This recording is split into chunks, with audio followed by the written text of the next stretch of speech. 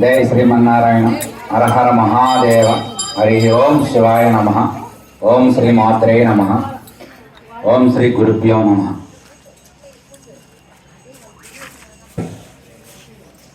అసలు ఈ ఆలయాలు, ఈ భోజన కైంకర్యాలు అన్నీ చూస్తూ ఉంటే ఇది చినగాలపాడులోనే ఉన్నామా మనం, లేకపోతే మనం వేరే చోట ఉన్నామా అనిపిస్తుంది. ఎందుకంటే అర్చక స్వాములు ఈ గ్రామంలో మనం ముఖ్యంగా చెప్పుకోవాలి. అందరూ చెప్పిన మాట, నేనేం కొత్తగా చెప్పేదేం కాదు. మనకు శనగాలపాడు గ్రామానికి మరి అర్చక స్వాములు వారు ముగ్గురు, వారి తల్లిదండ్రులు నాకు సరిగ్గా పేరు తెలియదు కానీ వారు ముగ్గురు మూర్తులు బంగారంగాల గ్రామంలో ఎంతో అభివృద్ధి. దేవాలయాలు వాళ్ళు ఏ పాత్ర తీసుకున్నారో ఆ పాత్రకు అనుగుణంగా ఈ దేవాలయ వ్యవస్థ చూడండి ఎంత కన్నుల పండుగగా ఉన్నదో. ఒక భక్తుడిగా చూస్తే మనసు పరవశించిపోతాం. అట్లా ఏర్పాటు చేశారు. అట్లాగే వారానికి 2-3 భజన కార్యక్రమాలు ఇక్కడ నడుస్తున్నాయి. మళ్ళీ నెలకు ఒక సత్సంగ కార్యక్రమాలు నడుస్తున్నాయి. గురుతత్వం నడుస్తున్నది. బ్రహ్మాండంగా యువత అనేక రకాలుగా ఈ యొక్క అన్న సంతర్పణ కార్యక్రమాలు కానివ్వండి, సేవా కార్యక్రమాలు కానివ్వండి, అనేక రకాలుగా ఉన్నాయి. ఎందుకంటే మనం ఎవరు పేర్లు చెప్పకూడదు. ఎందుకంటే ఇక్కడ చాలా మంది ఉన్నారు. నాకేదో తెలిసిన 1-2 పేర్లు చెప్తే మిగతా వాళ్ళకి మనసు నచ్చుకుంటుంది. కాబట్టి మొత్తం గ్రామం విధానంలో తీసుకున్న మనం అద్భుతమైన దేవాలయ కానీ భోజన కార్యక్రమాలు, ఇందాక మరి గ్రామ భోజనాలు, శివరాత్రి మహాభోజనాల్లో మరి 14-15 రకాల ఐటమ్ పెట్టి మళ్ళీ అక్కడ మీకు షుగర్లు బీపీలు ఉంటే తినలేరని చెప్పి అలా కౌరబాడిస్తున్నారు మహాభక్తులు. అందరికి కూడా హృదయపూర్వక ధన్యవాదాలు తెలుపుకోవాలి. మరి ఎంత గొప్పగా ఉన్నది, ఎంత ఐకమత్యంగా ఉన్నది. అందులోనూ కుల వివక్షత కూడా లేకుండా గ్రామం మొత్తాన్ని కలుపుకొని యువత చక్కగా మంచి మంచి కార్యక్రమాలన్నీ ముందుకు తీసుకుపోతా మనం ఎప్పుడో మనం చిన్నప్పుడు ఉన్నటువంటి శనగాలపాడికి ఇవాళ శనగాలపాడికి ఏదో కైలాసంలా కనపట్ల మనందరికీ అనివి. ఇట్లా దేవాలయాలు, ఇలా భోజనం ఏంది, ఐకమత్యంతో చేసుకునే కార్యక్రమాలు ఏమిటి, ఎంత బాగుంటుంది. నెల సత్సంగ కార్యక్రమాలు, సంకీర్తన సత్సంగం 2 కళ్ళు లాంటి ఇప్పుడు దాకా చూసాం సత్సంగం. ఇందులో మీకు మరి ఆరుమణి పంతులు మన సత్యనారాయణరావు గారు, అలాగే డోలకు కొండలు, వాళ్ళిద్దరు కాంబినేషన్ చాలా బాగుంటది. ఇప్పుడు దాకా చూసాం మనం. ఇప్పుడు పొద్దున ఎప్పుడో 10ంటికి మొదలు పెట్టాం, 2 అయింది. ఏమన్నాం మనం? ఒక్క నమశివాయ అన్నాం. కానీ దానిని అనేక రాగాల్లో, అనేక రకాలుగా ఆరోహణ అవరోహంలో, అనేక రకమైన ట్యూన్లో, రకరకాలుగా పాటల్లో అనిపించేసరికి మనకి ఏదో పాటలు ఇంతన్న అనుభూతి కలుగుతుంది. అవునా? కానీ అది అంతా ఎందుకు వచ్చిందంటే మన సత్యం గారి కృషి వల్ల.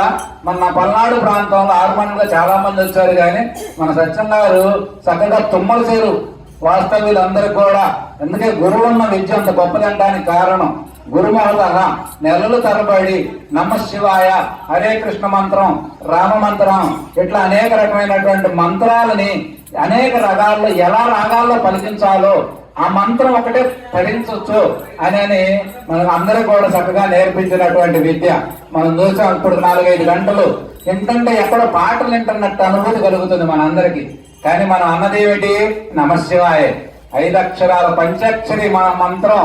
మనకి కోట్ల సంవత్సరాల క్రితం తపస్సు చేసి శివుని యొక్క రూపాన్ని మనం దర్శించలేం, కానీ నామాన్ని పట్టుకుంటే శివుణ్ణి దర్శించవచ్చాయా అని చెప్పి మహాత్ములు ఎంతమంది 10,000 సంవత్సరాలు 20,000 సంవత్సరాలు తపస్సు చేసి శివ దర్శనం పొంది ఆయన యొక్క శివనామాన్ని మనకు అందించారు. ఆ నామం అనేది ముఖ్యంగా మనకి సంవత్సరంలో ఈ శివరాత్రి అనేది ఒక ప్రత్యేకమైనటువంటి రోజు. ఈ ఒక్కరోజు 24 గంటలు జాగరణ చేసి నమశివాయ మంత్రాన్ని మేము హృదయంలోకి నింపుకోగలిగితే, మనం నింపటం మనకు అర్థం కాదు. అందుకని మనం ఏం చేయాల్సిన పనిలా, ఈ వాతావరణం అనేది చాలా గొప్పది.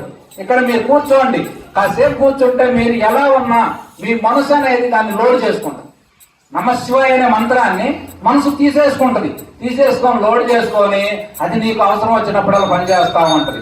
అంటే మనకు ధనం అనుకుంటే బ్యాంకులు వేసుకుంటే అవసరమైనప్పుడల్లా ఫోన్ పేలు కొట్టుకొని 5-10 అవసరాలు పాడుకున్నట్లుగా ఈ నమశివాయ అనే మంత్రం, ఈ రోజు మీరు తీసుకున్న మంత్రం మనసంతా లోడ్ చేసుకుంటది. అది నీకు అవసరం వచ్చినప్పుడల్లా ఉపయోగపడుతుంది. ఎందుకంటే మనకి అనేక రకమైనటువంటి దేవతలు ఉన్నారు. కానీ త్రిమూర్తులు దేవుళ్ళు అంటే దేవుళ్ళందరికీ దేవుళ్ళు. ఇప్పుడు మన ఇక్కడ ఆలయం వాళ్ళ వరుసలు 3 ఉన్నాయి తీసుకోండి. మనకు ముక్కంటేశ్వర స్వామి ప్రధాన దైవం, దేవతల దేవుడు, ఆది దేవుడు, సృష్టికి ప్రారంభకర్త ఆయన భక్తుడే రాముడు, రామ భక్తుడే ఆంజనేయ స్వామి, ఆంజనేయ స్వామి భక్తుడే గురుపేట. అవునా? ఇలా మనకి వచ్చింది. అందుకని ప్రధాన దైవంగా వస్తే ఈ రోజు ప్రత్యేకతలు ఏమిటి అనే విషయాన్ని మనం తీసుకుంటే, ఈ రోజు ప్రత్యేకత అనేది మనకి 2-3 రకాలుగా చెప్తారు. ఒకటి శివపార్వతుల కళ్యాణం. కళ్యాణం అనేది ఏమిటయ్యా అంటే లోక కళ్యాణం. మనకి ఎవరికి ఏ పుణ్య దంపతులు వివాహం చేసుకున్నా మన పెద్దలు మనకి ఏమైనా ఆశీర్వదిస్తారు, మీలాంటి వాళ్ళు శివపార్వతుల్లాగా ఉండండి, సీతారాముల్లాగా ఉండండి అని ఆదర్శం. ఎందుకని శివపార్వతులు ఆది దంపతులు, సృష్టి దేవతలకే ఆదర్శంగా ఉండే దంపతులు, సర్వానికి ఆధారమైనటువంటి వాళ్ళు. అట్లాంటి దంపతులు స్వామివారు ఫస్ట్ అమ్మవారిని చేసుకున్నాడు, దక్షిణుని కూతురు యొక్క ఉమాదేవిని. ఆమె తండ్రి యొక్క అవమానం చేత, ఎందుకంటే కథంతా చెప్తే చాలా ఉంటుంది కాబట్టి అవమానం చేత భర్తకు అవమానం జరిగిందని చెప్పి తన శరీరాన్ని తను వేసుకొని తర్వాత మళ్ళీ అమ్మ పార్వతీదేవిగా అవతారం తీసుకోవడం జరిగినది. ఆ తర్వాత మరి పార్వతీదేవి శివుని ఎప్పుడైతే అమ్మ అవతారం పరిసమాప్తి జరిగిందో శివునికి వైరాగ్యం వచ్చి ఆయన మొత్తం మౌనంగా కూర్చుంటే దేవతలందరూ బ్రహ్మ, విష్ణు, ఇంద్రుడు ఇట్లాంటి మహానుభావులందరూ పోయి అయ్యా నువ్వు అట్లా ఉంటే సృష్టి ఎట్లా నడిసిద్ది అని చెప్పి అందరూ కూడా ఆయన బ్రతిమాలి ఒప్పించి బ్రహ్మదేవుని అర్చకత్వం వహించి పార్వతీదేవితో లోక కళ్యాణం చేయడం జరిగినది. పార్వతీదేవితో కళ్యాణం కట్టం ఉంటుంది, ఎంత గొప్పగా ఉంటుందమ్మా. ఈయన అంత వైరాగ్యం కదా, పాములు మరి ఏముంటది విభూది మరి ఏదో పులిసెర ముందు చుట్టుకుంటాడు, ఇవన్నీ ఉంటాడు. విష్ణుమూర్తి అన్నాడంట, బాబా ఇట్టుంటే అట్లా ఈ రోజు కళ్యాణం కదా, కాస్త అందంగా ఉండవా మా అమ్మాయికి వేస్తారు, చూడటానికి చూడముచ్చటగా ఉండాలి, నలుగురులో ఎవరన్నా చూస్తే ఎగతాళి చేస్తారేమో, ఏందమ్మా మీ ఆయన అట్టున్నాడు అంటాడేమో అనేని అన్నాడంట. అనేసరికి అంతేనంటామని చిరునవ్వి ఇట్టు అన్నాడంట ఒకసారి. అంటే మనసులో స్మరించింది, ఈ ఆభరణాలు ఒంటి మీద ఉన్న ఈ పాములన్నీ బంగార కడియాలుగా మారిపోయినాయి అంట. మరి ఇక్కడ ఉన్నటువంటిదేమో 3వ నేత్రం, ఇట్లా మొత్తం జటాజోటులు మొత్తం మారిపోయి ఆయన సౌందర్యాన్ని వర్ణించడానికి వీలు లేనట్టుగా మారిపోయినట్టు స్వామి. అప్పుడు అమ్మవారితో కళ్యాణం చేస్తే లోక కళ్యాణంగా మారింది. వాళ్ళకి 2 సంతానం ఉన్నట్టుగా మనకి వినాయకుడు, కుమారస్వామి చెప్తారు. వాస్తవానికి వాళ్ళు మనలాగే కన్ను పెంచిన వాళ్ళు కాదు. అంత దైవ విధానంలో పార్వతీదేవి కథ మనోసంకల్పం చేత వినాయకుడు జన్మించినట్టుగా మరి కుమారస్వామి ఆయన మానవ సంకల్పంలో నుంచి ఆయన యొక్క వీర్యం పడినట్లుగా అది రూపాంతరం చేసి కుమారస్వామి అవతరించినట్లుగా అది ఆయన యొక్క సర్వ సైన్యాధ్యక్షుడిగా ఆయన సర్వ దేవతలకి పూజనీయుడిగా ఈయన వాళ్ళ యొక్క విధానంలో సృష్టిలో ప్రధానమైనటువంటి దేవతమూర్తులు 4. శివ కుటుంబం అనేది 4 ప్రధాన పాత్రలో ఉన్నారు. రాష్ట్రపతి, ప్రధానమంత్రి, హోంశాఖ, ఇక విద్యాశాఖ అన్నట్టు మెయిన్ శాఖలు మొత్తం వాళ్ళే. అట్లాంటి శాఖల్లో ఉన్నారన్నమాట వాళ్ళు. అట్లాంటి దంపతులు మరి ఆ విధానంలో ఆ కళ్యాణ ఘట్టం అంతా ఉంటుంది. ఇంకొకటి ముఖ్యమైన ఇదంతా ఏమిటి, ఈ కళ్యాణ ఘట్టం ఇదంతా ఏమిటి, దీనివల్ల మానవులకు ఉపయోగం ఏమిటి అనే విషయాన్ని మనం తీసుకుంటే మానవులకు చెప్పేది ఏమిటంటే, ఇప్పుడు శివ కుటుంబంలో ఉంటుంది అమ్మవారు చాలా అలంకార ప్రియంగా ఉంటుంది. అయ్యవారు బోడలు పూసుకొని బొట్లు పెట్టుకొని ఏదో కుటుంబ బాధ్యత లేనట్టుగా కనబడుతుంటాడు, అవునా? కానీ వినాయకుడు ఇంత పొట్టేసుకుంటాడు, ఆయన ఏం పనులు చేస్తున్నట్టుగా ఏమి ఉండడు. కుమారస్వామి బాగా హీరోలాగా కథానాయకుడిగా ఉంటాడు. కానీ వాళ్ళ వాహనాలు ఉంటాయి. అమ్మవారి వాహనం సింహం, అయ్య వాహనం నందివారు. ఈ రెండింటికి అసలే పడదు. ఏమాత్రం నంది కొంచెం సంధించిందంటే సింహం మింగేస్తుంది. నెమలి మరి వెలుక, వాహనాలకు సంబంధం లేదు, వాళ్ళ జీవన విధానానికి సంబంధం లేదు, అయినా అన్ని ఐకమత్యంతో జీవిస్తుంటాయి కలిసి. అంటే ఈ సందేశం మనకి ఏం చెబుతుందంటే, మన కుటుంబంలో ఎక్కడి నుంచి వచ్చిన మన కోడలు, ఎక్కడికో పంపించిన మన కూతురు, ఎక్కడి నుంచో వచ్చిన అల్లుడు, ఏ గ్రామానికి ఆ గ్రామాల్లోంచి వచ్చినటువంటి వాళ్ళు అందరూ కూడా ఐకమత్యంతో ప్రేమతత్వంతో, మీకు అనేక రకమైనటువంటి వ్యత్యాసాలు ఉంటాయి కానీ వాటన్నింటినీ తొలగించి ప్రేమతత్వంతో, ఐకమత్యంతో, సమతాభావనతో ఆనందంగా జీవించడమే జీవితం అని ఆ సందేశాన్ని మనకి ఇస్తుంది ఆ ఫోటోలో ఉన్నటువంటి. ఇక రెండోది ఏమిటి అంటే, మనకి 2 రకాలుగా ఉంటుంది ఏది చేసినా కూడా. ఇది భౌతికమైనటువంటి ప్రపంచానికి వచ్చే ఆదర్శం. ఇక ఆధ్యాత్మిక జ్ఞాన ప్రపంచానికి ఏమిటి అంటే, మానవ జన్మ సార్థకం చెందడం అంటే ఏమిటంటే, ఈ రోజు జరిగినటువంటి సన్నివేశం ఏమిటి, శివరాత్రి సాయంత్రం పూట మనకు అర్ధరాత్రి 12 గంటలకి లింగోద్భవ అభిషేకాలు జరుగుతూ ఉంటాయి. లింగోద్భవ అభిషేకం అంటే ఏమిటంటే, లింగము అంటే లీనమై ఉన్నది అని అర్థం. అంటే ఈ సృష్టి మొత్తం అందులోనే లీనమై ఉన్నది. ఇప్పుడు అందుకే మనకు లింగానికి ఉన్నది ఏమి రూపం ఉన్నది చెప్పండి? ఏమీ లేదు. కానీ భగవంతుడు కూడా ఏ రూపము లేదు, కానీ అన్ని రూపాలు తానై ఉన్నాడు. ఏ రూపం లేనిది అన్ని రూపాలు అయి ఉన్నది. అందుకని ఈ సృష్టి మొత్తానికి కూడా ఆధారమైనటువంటిది ఏమిటయ్యా అంటే దాన్ని భగవంతుడని, పరమాత్మ అని, పరబ్రహ్మం అని, పరాశక్తి అని, ఇట్లా దేవదేవుడు అని అనేక పేర్లు పెట్టారు. కానీ ఆ పేర్లన్నింటికి రూపం ఏమిటయ్యా అంటే లింగాన్ని పెట్టారు. లింగం ఏమిటి? దానికి ఏ రూపం లేదు. అందులో 3 తత్వాలు ఇమిడి ఉన్నట్టుగా మనకి శివపురాణమే తెలియజేస్తా ఉన్నది. శివ మరి మొదలు బ్రహ్మదేవుడు గాను, మధ్యం విష్ణువు గాను, అగ్రవుడు శివుడు గాను, ఇక 3 తత్వాలు ఇంక్లూడ్ అయ్యి ఉన్నాయా. సృష్టి కార్యం అంతా కూడా ఆ శివలింగ తత్వంలో నుంచి ఉద్భవిస్తా ఉన్నది, నడుస్తా ఉన్నది, తిరిగి మళ్ళీ లయం అవుతా ఉన్నది. అంటే సృష్టించబడుతుంది, నడుస్తున్నది, తిరిగి మళ్ళీ లయం అవుతుంది. అంటే మనకు అర్థమవుతుంది మనం పుట్టడం, పెరగటం, మళ్ళీ మరణించటం, అట్లా ఇవన్నీ జరుగుతూ ఉన్నాయి. కాబట్టి ఆ విధానానికి మూలానికి గుర్తే, ఆ దైవానికి గుర్తే యొక్క శివలింగంగా మనం పెట్టుకోవడం జరిగినది. ఆ శివుడు నిరాకారంగా ఉన్నాడు. సాకారంలో శివుడు మనకి రూపధారిగా, కుటుంబంగా, వ్యవస్థ ఇదంతా మనకు కనబడతా ఉన్నది. ఈ విధానంలో ఈ లింగోద్భవ కార్యక్రమం కూడా ఏంటంటే పరతత్వాన్ని, నీలో ఉన్నటువంటి ఆత్మతత్వాన్ని నిన్ను నీవు గుర్తించటం ఎట్లా అనే దానికి మనకు ఈ లింగార్చన ఇది అనేది చాలా ప్రధానమైనటువంటిది. ఎందుకంటే ఏ ఆకారాలు లేని నిరాకారానికి ఆకారాన్ని ఇచ్చినటువంటి ఋషులు ఎంత గొప్పవాళ్ళు ఆలోచించండి. ఎట్లా మనిషి దైవం యొక్క అనుభూతి ఎట్లా పొందాలి, ఆత్మజ్ఞానాన్ని ఎట్లా పొందాలి, తనను తాను ఎట్లా తెలుసుకోగలడు. ఇప్పుడు మనం వచ్చాం, మనం ఎలా పుట్టామో మనకు తెలియదు, ఎలా పెరిగామో అర్థం కావట్లేదు, ఎప్పుడు పోతుందో తెలియట్లేదు, మన చేతుల్లో ఏమీ కనపట్ల, అయినా మనం నడుస్తున్నాం.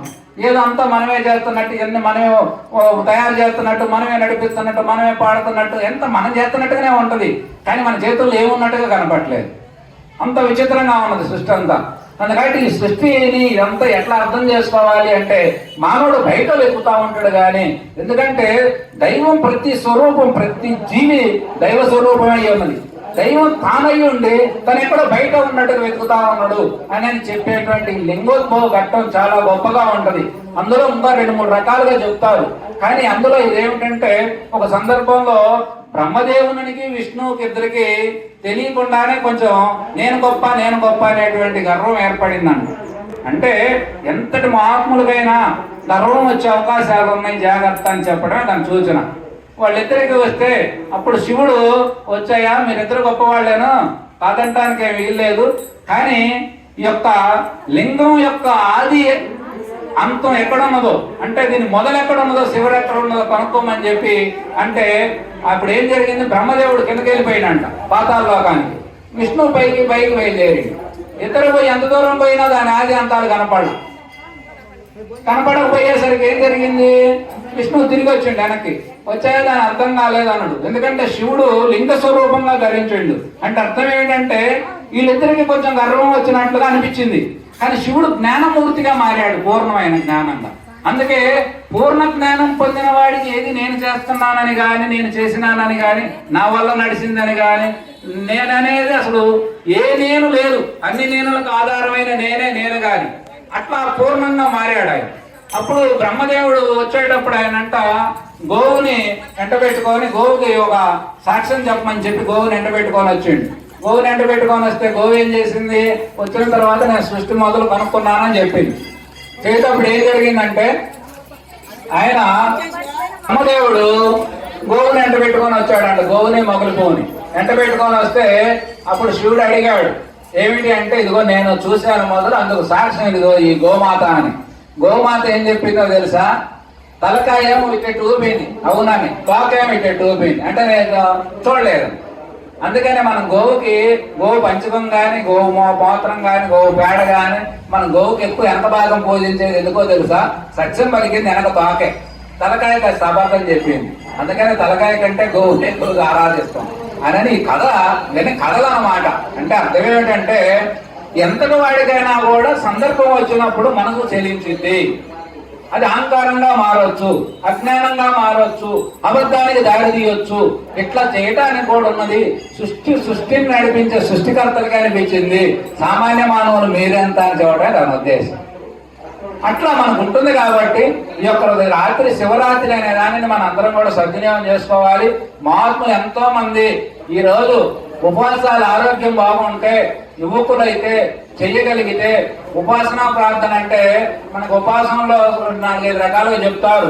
మెయిన్ గా మనం చెప్పేది ఏంటంటే తిండి లేకుండా ఏ ఆహారం తీసుకోకుండా ఉదయం ఎక్కువ జామున స్నానాలు చేయటం, పూజా కార్యక్రమాలు చేసుకోవటం, ఎక్కువ స్వామివారి నామాన్ని ఊళ్ళుంటే మనసులో స్మరించుకోవటం, లేకపోతే రాసుకోవటం, ఇట్లా చేసుకోండి అని చెప్తారు. ఇంకొకటి ఏంటంటే అట్ట కాదా కాస్త ఏదైనా తేలిక తీసుకొని చేయాలని చెప్తారు. ఇట్లా అనేక రకాలుగా ఏది చెప్పినా మొత్తం మీద ఉపవాసం యొక్క ఉద్దేశం ఏంటంటే స్వామికి నీ మనసును బాగా దగ్గరగా ఉంచాలయా. నువ్వు అటు ఇటు పోనీ మాకు ఎక్కువ నమశివాయ అనే మంత్రంలో లీలం అయ్యేటట్టుగా ఉండు. నీవు అందులోనే కలిసిపో, స్వామిని నీలో నింపుకో, నీలో ఉండడం నీవు దర్శించు, అంతగా నీవు చూడు. ఇవాళ సత్కార్యక్రమాలు ఏమన్నా ఉంటే మంచి కార్యక్రమాలు ఇట్లాంటి భోజనాలు పెడతాడు, కాసేపు వడ్డించండి, కాసేపు సేవ చేయండి, ఆకులుది గ్లాసులది నువ్వు ఏ పనైనా అది. ఇందాక అమ్మ చూసా సింధులేసింది, ఎంత ఆయుధ ఉంది అంటే ఆమె నేను సింధులేస్తాను, ఆమె సింధులేసే వయసు మామూలుగా అయితే, కానీ ఆమె సింధులు వేస్తున్నానని లేదు, పరవశించిపోతుంది మనసు. ఎందుకంటే వాళ్ళు శివనామాన్ని ఎంతో గొప్పగా ప్రాక్టీస్ చేశారు. ఆ నామముల రాగం ఇప్పుడు మనం చూసాం ఎంత గొప్పగా ఉంటుందో, లయబద్ధంగా పోతా ఉంటాయి మనసు, అంత హాయిగా ఉంటదమ్మా. దైవనామాన్ని మించిన నామం గాని, ఆయన పట్ల ఉన్న భక్తి ఆరాధన గాని, భక్తి లేని హృదయాలు బండరాయితో సమానమని చెప్తున్నాయి మన శాస్త్రాలన్నీ. భక్తి అనేది అంత గొప్పది. భక్తి వల్ల ఈ రోజు ఈ చినగాలపాడుగా గ్రామం ఇంత మార్పు మనకు శ్రీకారం చుట్టడానికి కారణం భక్తి బీజాలు పడటం. ఆలయాలన్నీ బ్రహ్మాండంగా చూడండి ఎంత కలకల్లాడుతున్నాయో. ఆలయాలు బాగుంటే గ్రామం బాగుంటుంది, అదే మన గుర్తు. మన ఇంట్లో పూజా కైంకర్యాలు అవన్నీ మనకు బాగుంటే కుటుంబం బాగుంటుంది. ఏదో కొద్ది మరి వాళ్ళు ఎప్పుడు పూజలు చేస్తారయ్యా, వాళ్ళు ఏమంత బాగలేదుగా చేయని వాళ్ళు కూడా బాగున్నారంటే, బాగున్నా కూడా వాళ్ళు ఎప్పటికైనా కూడా వీళ్ళ స్థాయికి సరిపోదు.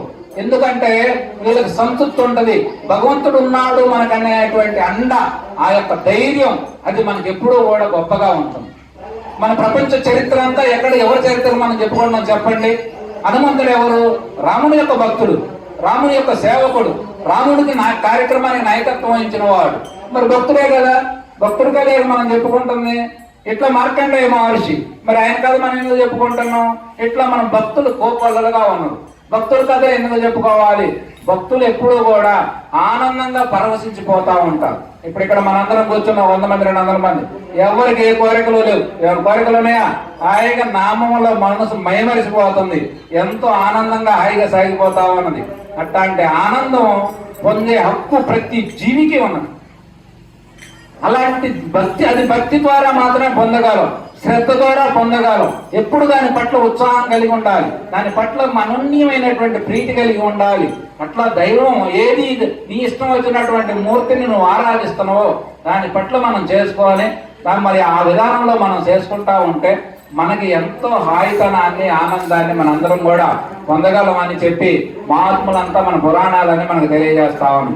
అట్లా మనకు అనేక రకమైన పండుగలు ఉన్నాయి, అనేక రకమైన కార్యక్రమాలు ఉన్నాయి, అనేక రకమైనటువంటి ధర్మాలు ఉన్నాయి. వాటి ఆ స్థితులకు తగ్గట్టుగా మనందరూ నడుచుకోగలిగితే ఎంతో గొప్పగా ఉంటుందని చెప్పి మహాత్ములు తెలియజేస్తా ఉన్నారు. ముఖ్యంగా మానవ జన్మ అనేది చాలా గొప్పదయ్యా. మహాత్ములు మీరందరూ అక్కడక్కడ మైకుల్లో ఇట్లుంటారు. మానవ జన్మ రావటం అనేది చాలా అరుదు. ఎందుకంటే ఇవాళ మనం చూస్తున్నాం నిండా ఆ వేళ్ళు నిండకుండానే చాలా మంది శరీరాలు విడిచిపెట్టి వెళ్ళిపోతున్నారు. అట్లాంటి అద్భుతమైనటువంటి మానవ జన్మ వస్తే ఆ జన్మని దుర్భరం చేసుకోమాకండి. దుర్భరమైనటువంటి జన్మ ఇది. అంటే ఏ రాదు ఎవరికి అట్లాంటి జన్మ వచ్చింది. వచ్చిన జన్మను మీరు సార్థకం చేసుకోండి, దైవ నామాన్ని కీర్తించండి, భక్తి ప్రపత్తులతో బతకండి, ఎక్కువగా అందులో ఆనందంగా జీవించండి. మానవ జాతి అంతా ఐకమత్యంగా ఉండండి, సమతా భావన కలిగి ఉండాలి, ప్రేమతో ఉండాలి అని మనకి అందరూ మహాత్ములు బోధిస్తా ఉన్నారు. ఎందుకు ఉండాలయ్యా? సహజంగా ఎందుకు ఉండాలి అంటాం, నువ్వు ఆనందంగా ఉండాలంటే ఉండాలి. ఇప్పుడు మీ కార్యక్రమం ఉంది చూడండి, అందరూ ఎంతమంది సేవ చేస్తున్నారు, ఎంతమంది భోజనాలు చేస్తున్నారు, అందరూ ఆనందంగా ఉన్నారు. ఐకమత్యమే ఆనందం, సమతా భావనే ఆనందం. నీవు నేను వేరు కాదు అనేటువంటిది అన్ని కూడా ఆనందాన్ని చేసుకుపోతాయి. మనమంతా ఒక్కటే, మన ఊరంతా ఒక్కటే, మానవ జాతి అంతా ఒక్కటే అనేటువంటి మాట మనకు ఆనందాన్ని ఇస్తుంది.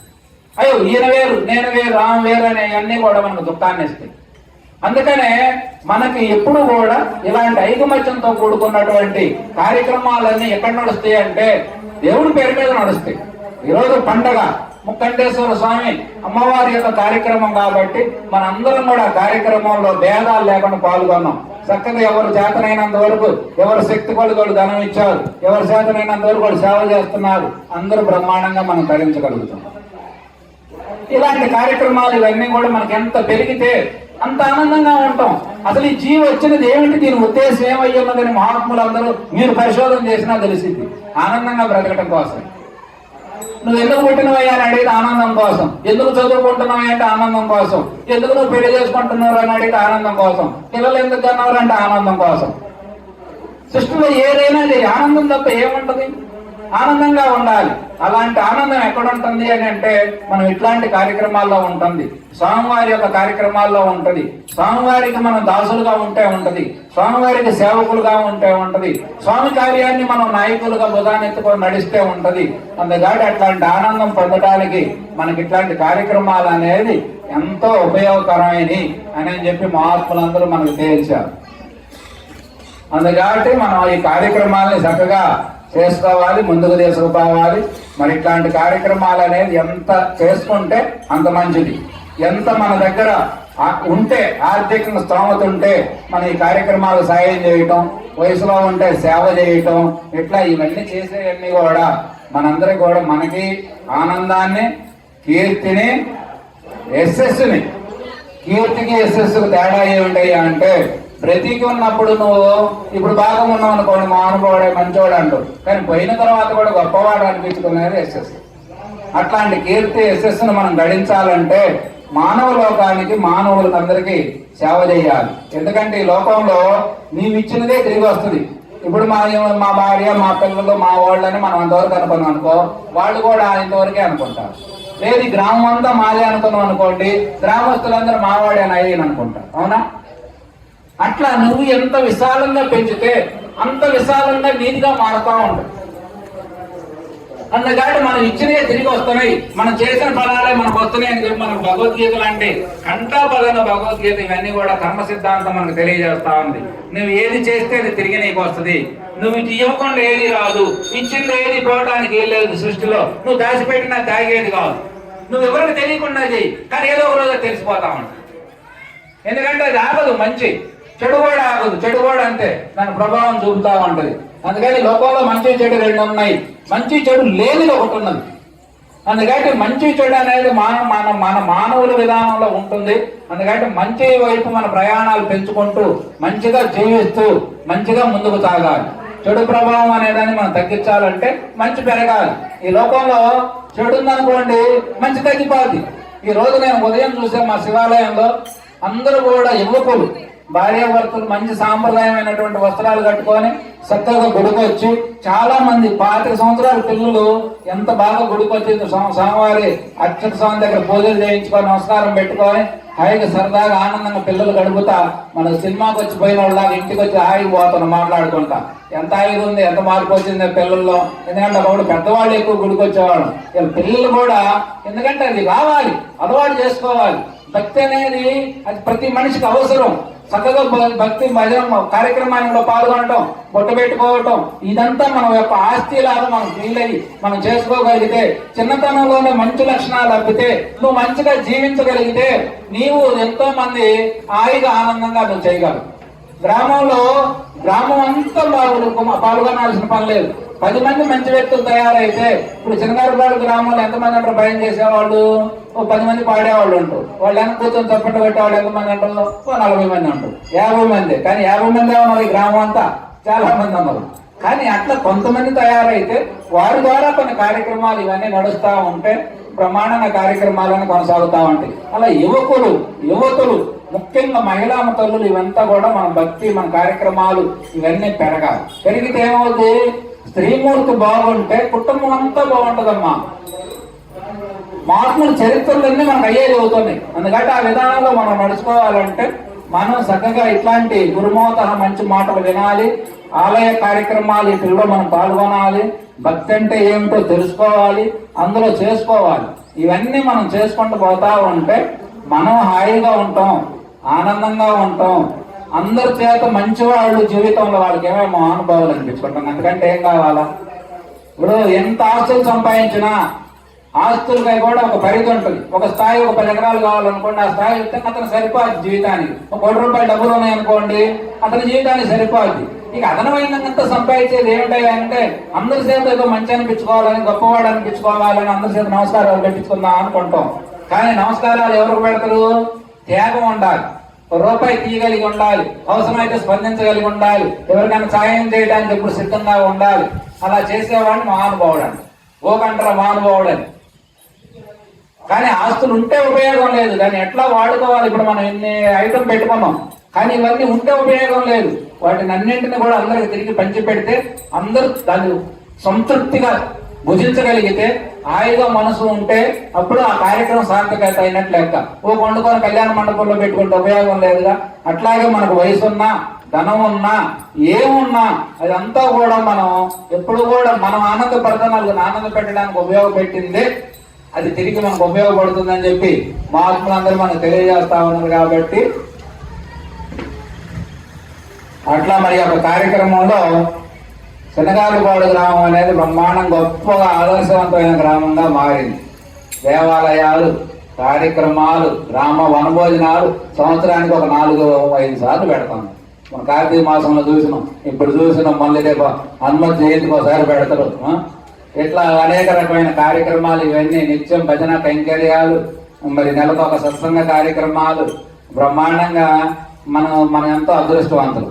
మనకంటే ముందున్నోళ్ళు పాపం మీ గ్రామంలో మహిళలు, పురుషులు ఎంతో బాధలు పడ్డది. ఎందుకంటే అప్పుడున్న వాతావరణ పరిస్థితులై మనం చేసేది ఏం లేదు, అప్పుడున్న పరిస్థితులై. కానీ ఈరోజు మన దగ్గరికి వచ్చేసరికి మనం బ్రహ్మాండంగా ఉండగలిగినాం.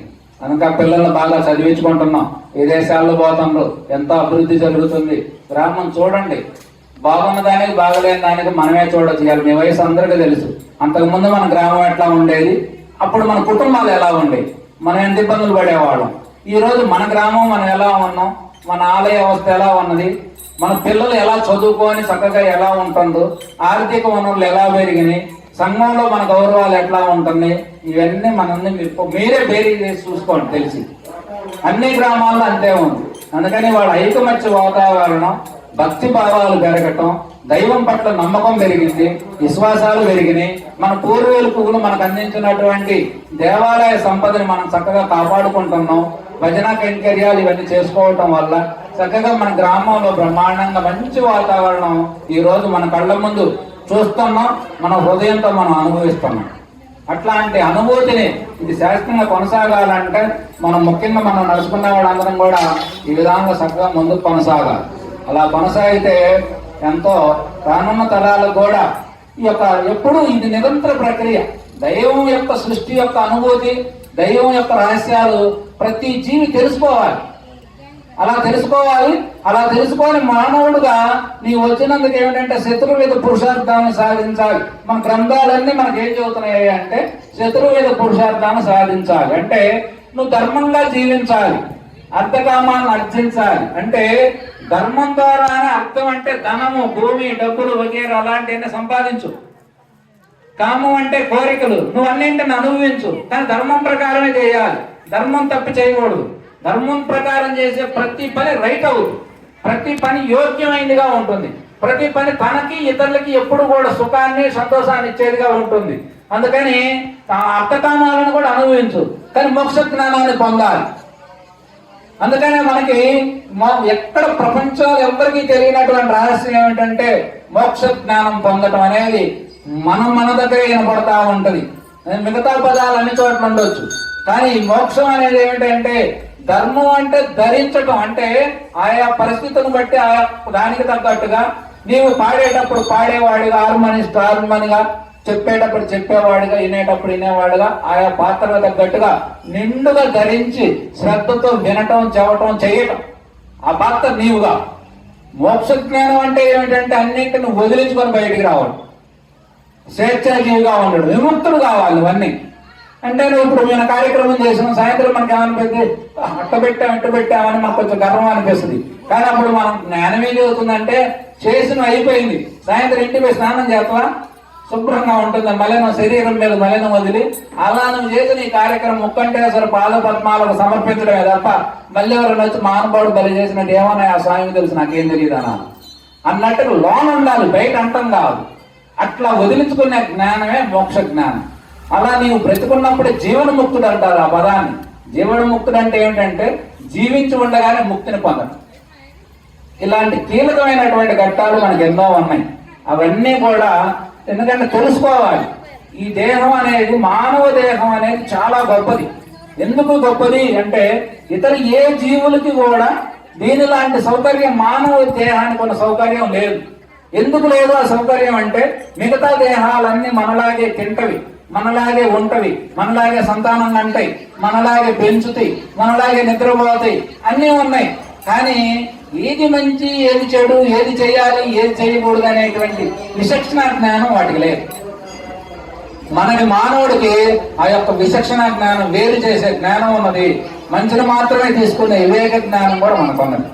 అలాంటి వివేక జ్ఞానం కలిగి విచక్షణ మూర్తి అయి ఉండి నువ్వు మానవుడికి ఆ సదుపాయాలు ఉన్నటువంటి దాన్ని వినియోగించుకొని నువ్వు మానవుడి నుంచి మానవోత్తముడుగా, అంటే మానవుడిలో ఉత్తముడుగా మారాలి, మహాత్ముడుగా వెదగాలి, పరమాత్మ స్థానాన్ని అలంకరించమని చెప్తుంది. అవన్నీ అందుకని మానవ దేహం అనేది చాలా గొప్పది. దీనికి నువ్వు సాధనకి ఎలా ఉపయోగించుకోగలిగితే అది అలా ఉపయోగపడుతుంది. ఇది ఎవరు మన పెట్టుంది, ఇది ఎంత గొప్పది పెట్టా. ఇప్పుడు నేను నొక్కాను అనుకోండి, అది కుయ్యి అంటుంది నాకు, ఎందుకంటే నాకు దానికి అంతకంటే దాన్ని పలికించడం తెలియదు. అదే పంతులు గారు కూర్చుంది అనుకోండి, అనేక రాగాల్లో మనకి చేపిస్తాడు. ఎందుకని ఆయనకి తెలుసు దాన్ని ఎట్లా వాడాలో. అట్లాగే ఈ దేహాన్ని కూడా నువ్వు ఎలా ఉపయోగించుకుంటావు అన్నదే నీవు చేయాల్సినటువంటి సాధన. నీవు దేహం కాదు, మనసు కాదు, ఆత్మ నీవై ఉన్నావు, కానీ అది నీవని నీకు తెలియదు. అందుకు కాబట్టి అసలు మరి నేననేది ఏమిటయ్యా అంటే ఈ నేనులన్నింటినీ నీవు ఆపులో పెట్టి, అదుపులో పెట్టి దేన్ని ఎప్పుడు ఎక్కడ ఎలా నడిపించాలో అలా నడిపించడమే నీవు. అసలు నీవంటే నీవనే దానికి ఆధారం లేదు. నీవనేది ఎవరు? దేహం అంటే దేహం కాదు. మనసు అంటే ఏ మనసు? నువ్వు క్షణానికి ఒక మనసు మారుతా ఉన్నది. ఆ మనసులో ఏ మనసు నువ్వు? అందుకు కాబట్టి మరి ఇవి కాక అవి కాక ఏమిటయ్యా అంటే నీవు ఏమి కానీ నీవుగా ఉన్నావు, నీవే అన్ని సాక్షిగా ఉన్నావు, అన్నింటికి ఆధారంగా ఉన్నావు. ఆ ఉన్న నీవు నీవు నీవు నేను నేను అంటున్నా చూడు, ఈ నేనే వీటన్ని నేనల్ని వాడుకొని వాటిని ఎలా అదుపు చేయాలో, ఎలా నడిపించాలో ఈ తత్వం అంతా తెలుసుకొని చేయగలిగే నేను, ఆ నేనుని మనం సక్రమంగా అర్థం చేసుకొని పట్టుకుంటే అప్పుడు ఈ పెట్టెని నడిపించే సత్సంగాలాగా మనం కూడా ఈ నేనులన్నింటికి ఆధారమైనటువంటి అతీత నేనుగా మారి ఆ యొక్క ఆత్మజ్ఞానాన్ని పొందొచ్చు. అదే ముక్తి, అదే జీవన్ముక్తి, అదే మోక్షము. అట్లాంటి మోక్షం ముక్తి పొందుతా, ధర్మంగా జీవిస్తా, అర్థకామాల్లో ఆనందపడతా, అందరిని సంతోష పెడతా, మనం సంతోషంగా జీవిస్తా మానవ జన్మను తరింపజేసుకోవాలయా. అదే ఈ యొక్క శివుని యొక్క కళ్యాణం అంటే వ్యక్తిగత జీవితం మనం ఎట్లా ఉండాలనేది ఇహలోకం సంబంధించినటువంటి ఆదర్శ దాంపత్యమైనటువంటి జీవితం, కుటుంబం. అలాగే ఈ జీవితాన్ని సార్థకం ఎట్లా చేయాలో అదే లింగోద్భవ ఘట్టాలు. ఇవన్నీ కూడా పూర్ణమైనటువంటి పరమాత్మ జ్ఞానం. ఆ జ్ఞానాన్ని ఎట్లా పొందాలి ఇవన్నీ చెబుతే మన శాస్త్రాలు, మన పెద్దలు, మన గురువులు మనకు అందించేటువంటి విధానం. కాబట్టి ఆ యొక్క విధానాలని మనం చక్కగా ఈ శివరాత్రి కాలంలో సద్వినియోగం చేసుకొని మన జన్మను సార్థకం చేసుకోవాల్సిందిగా కోరుకుంటున్నాం. హరి ఓం తత్సత్. సర్వం శివార్పణమస్తు. ఓం.